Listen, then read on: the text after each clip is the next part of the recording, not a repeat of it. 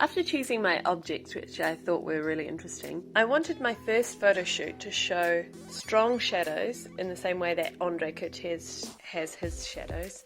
So I shot from a bird's eye view next to a big window with the sunlight hitting the objects. I put the book beside them so that the shadows and dark areas wouldn't be too high contrast. I used it a little bit like a reflective board.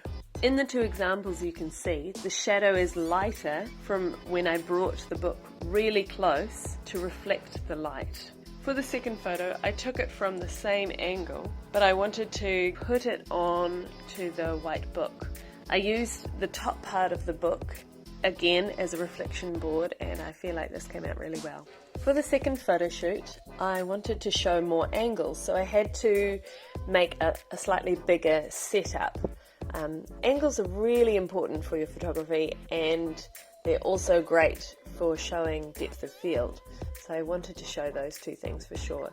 So I had to start with making a little bit of a studio space, getting a sheet and putting that sheet behind my setup. I still used the same book to create the ground of my photo, but you could use a white tablecloth, or if you get all the wrinkles out, you could even use the bottom of the sheet just curved onto your table. Remember, this is not the only way you can set up your own studio space at home. You might have a blank wall close to the window, or you might have a wall that you notice has really nice light hitting it always, so you can set up your studio there. The thing about photography is to always think creatively and to problem solve. Eliminate those issues of things in the background, or possibly you don't like the colour of the table that you're using, or maybe you do like it. Maybe it adds to the image, might have a reflective look to it. You might have noticed that my first few setups I've tried to stack the objects Irving Penn-esque, and then I decided to go a little bit more simplified and just use the little nut because I really like the texture on the nut, and I wanted to play with the lighting around that texture. So I was trying to get the white piece of paper to eliminate all the shadow. So it does take a lot of time to get it right. It's getting there.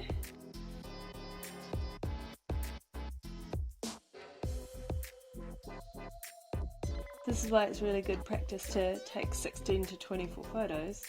I've taken like maybe 30 or 40 photos already, and because they're the same angle all the time, I can only use one, the most successful one. Because I've blurred out the background, it doesn't matter that you can see some of the curves in the background. It's not so important.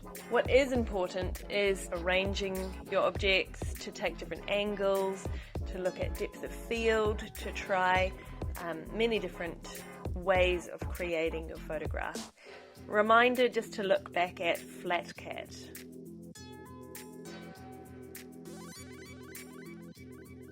So that might be my first photo shoot. I would now have a look at the photos on the computer and just see which ones I liked.